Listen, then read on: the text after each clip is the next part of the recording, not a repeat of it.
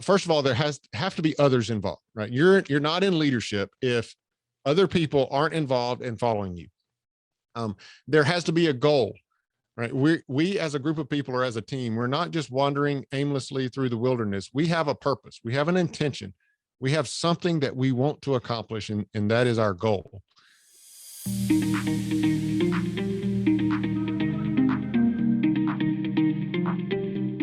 And I'll start with this element around the Marine Corps or military in general. And I think you are right.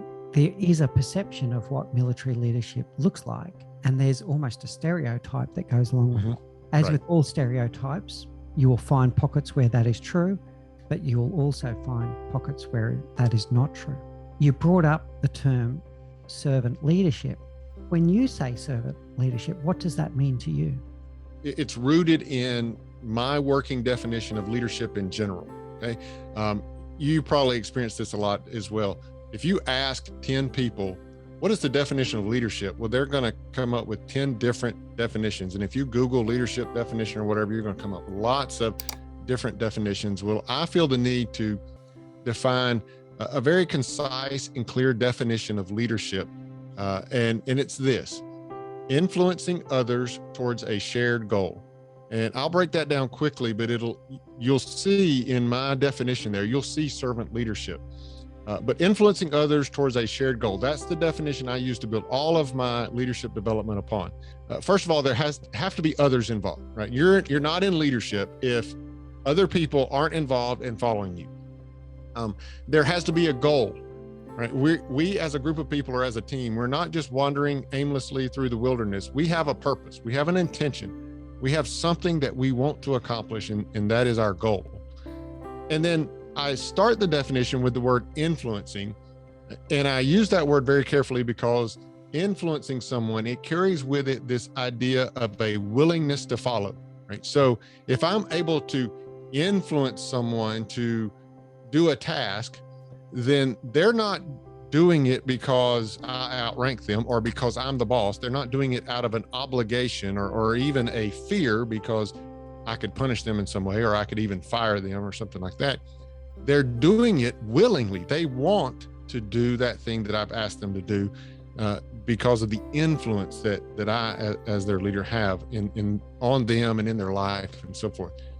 But then lastly, the word shared. So we're influencing others towards a shared goal. Well, the word shared in my definition has two parts.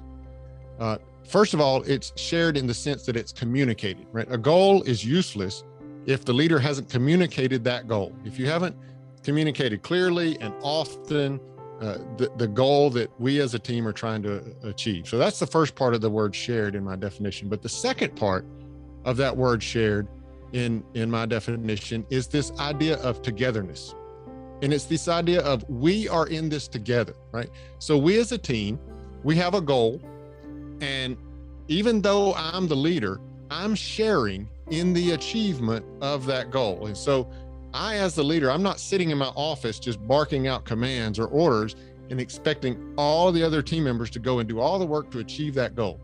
No, I'm in it with you, right? So this shared is this idea of we are in this together in the accomplishment of this goal. And I think especially there, influencing, the word influence, and as well as that second part of the word shared, to me, that defines servant leadership, right?